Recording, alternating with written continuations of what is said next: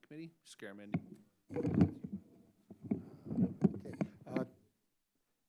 Thank you, Mr. Chairman, and congratulations on taking the chairmanship of this committee. And Mr. Gibbs, you have a powerful team at the head of the podium here.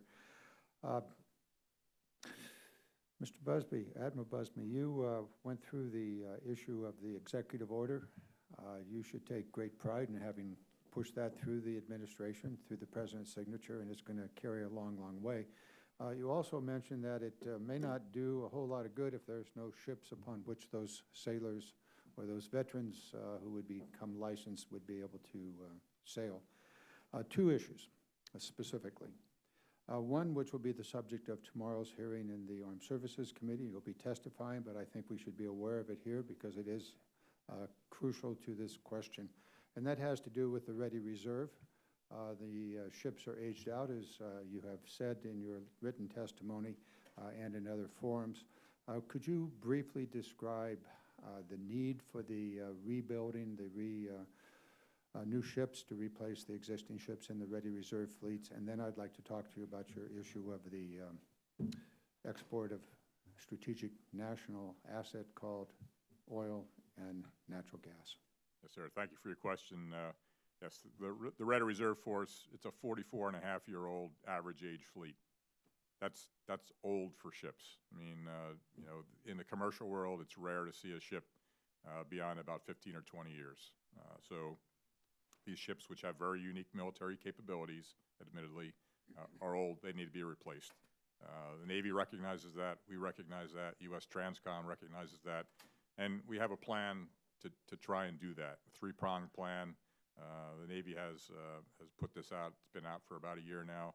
It talks about investment in some of the ships to extend service life where it makes sense, to recapitalize using newer used ships from the open market that have military utility and modify them in U.S. shipyards as required, and building new ships in U.S. shipyards. So those three sort of prongs or strategies to get us where we need to go.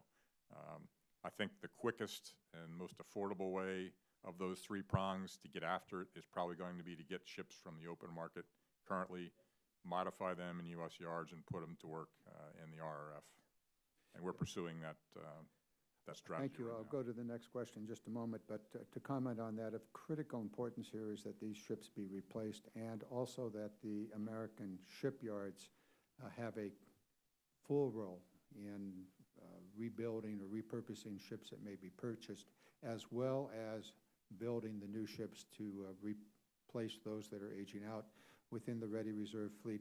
I would draw to the attention of the committee here this wonderful little place card that lays out all of this. It's very useful, and Admiral Busby, if you can make that available. We're happy to make those available to the whole committee. Secondly, you described in your written testimony and touched on it in your oral testimony that there's an enormous market for LNG and for the export of it, as well as for petroleum products, principally oil, that America is an exporting nation in both of these strategic assets.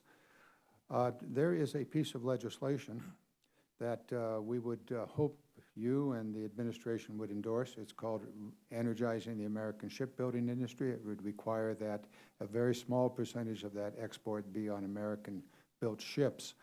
It's estimated that perhaps as many as 30 to 40 ships, perhaps more as the exports increase, would be built in American shipyards, as well as manned and womaned by American mariners. Would you care to comment on what that might mean to the maritime industry in the United States and our national security? Yes, sir. Appreciate the question. As we look across the size of the fleet that we need to provide the right pool of mariners to meet our sea lift needs, we believe we're about 45 or so ships short right now to meet the manning needs. So to the extent that we can generate the cargo available for ships to be available to carry and to provide employment for those mariners that will be on those ships, I think that would be a step in the direction. We always talk about cargo as king, that we need the cargo first before we can get the ships this is a natural cargo that exists now. We're a net energy exporter. We should be taking advantage of it.